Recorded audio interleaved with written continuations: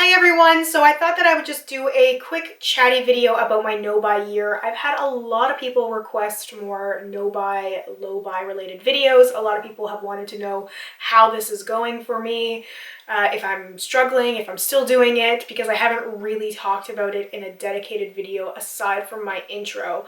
So if you would like to see a specific no-buy or low-buy related video, please let me know. If there was something that one of your favorite creators did when they were on a no-buy or a low-buy and you really enjoyed it and you would like to see me do something like it, let me know. I'm open to all options. I just kind of kept with my regular sort of content because it didn't really have to change because I was doing a no-buy.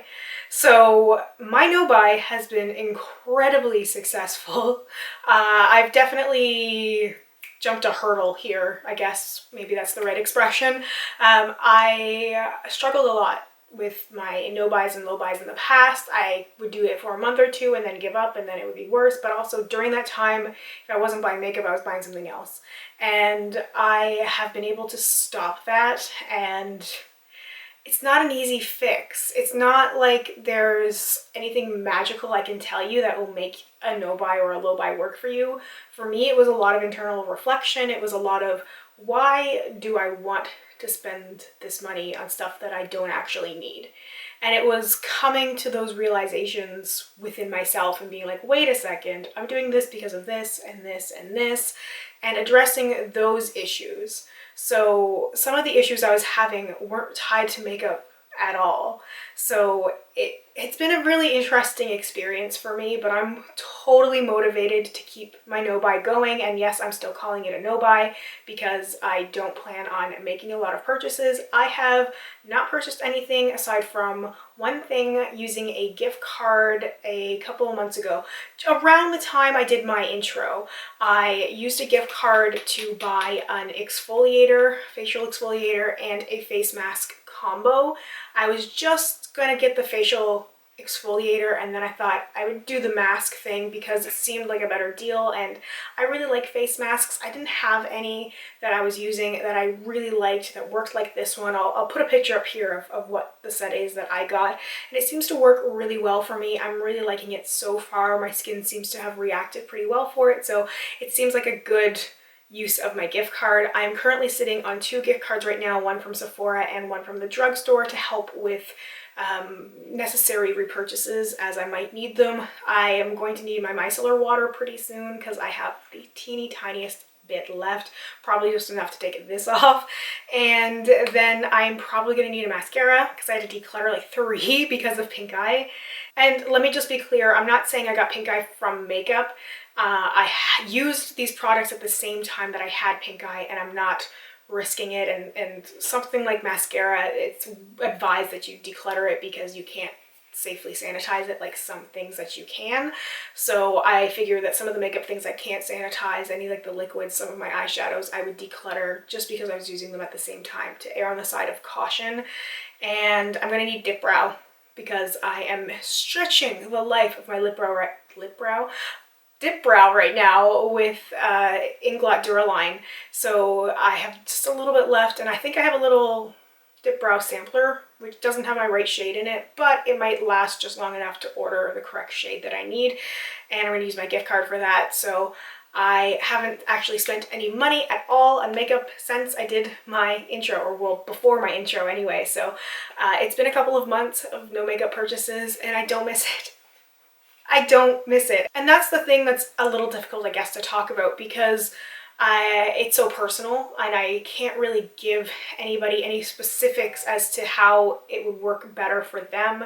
People want advice as to how it will work for them, and just the only thing I can say is that you really have to be willing to reflect if you feel like you truly have a problem with overspending. If you're not willing to go to that length, then it's probably not going to work for you, and you might need to seek other options. And also, just you might not need to. You might feel like you have to do a low buy or a no buy because you hear other people are doing it, because your friends are doing it, because somebody thinks you have too much makeup. But it's not about what anybody else thinks, it's about what you think.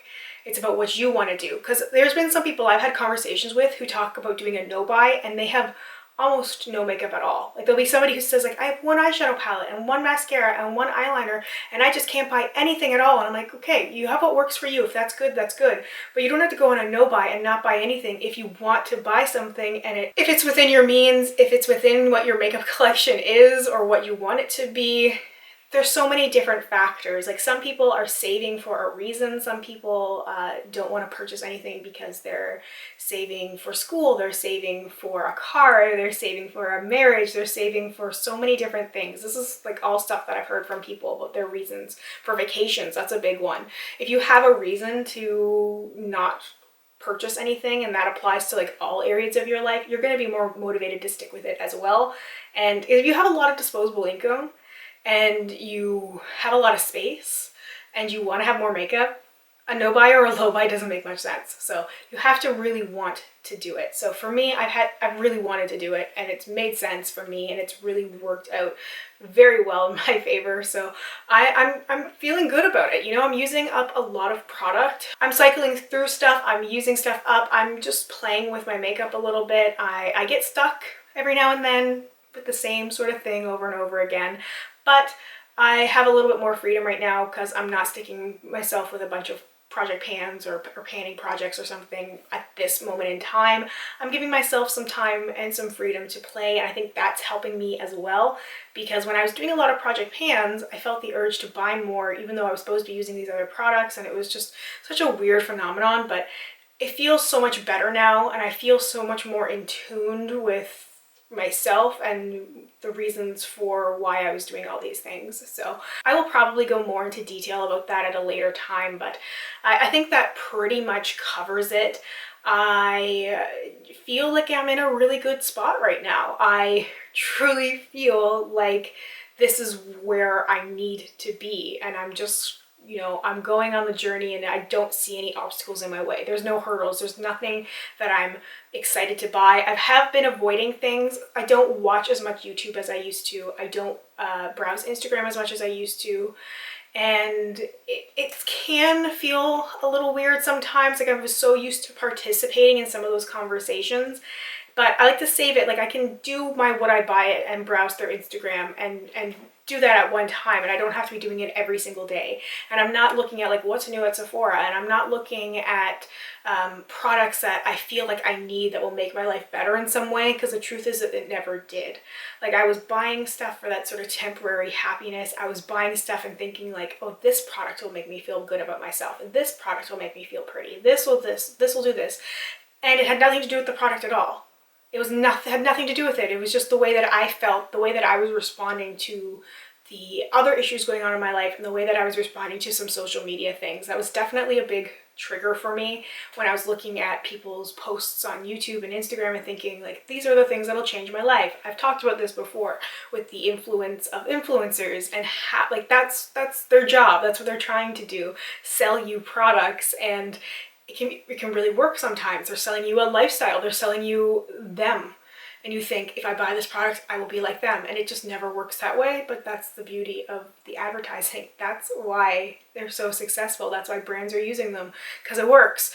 So I've been just sort of avoiding it a little bit more. And I haven't missed it that much. You know, I miss the YouTube stuff a little bit because I feel like I've pulled away a little bit from the YouTube community because I'm not watching as many videos from other people anymore, just because there's a lot of people still talking about new products and a lot of people talking about stuff that they love, and it can be difficult sometimes. Even somebody who is doing a no buy or somebody who is panning a lot, they can still talk about stuff that they love, and that can still be an issue, because sometimes my default is to think I need that thing that somebody else likes when it probably wouldn't have the same effect on me. It's not going to make me feel as good as it makes that person feel good. So I'm coming to terms with that a little bit more. I'm hoping to get back into the community a little bit and back into some of the makeup forums and discussions and stuff that I used to really like, because I feel like there has to be that balance where I can still be involved but not have to purchase everything because I have so much already.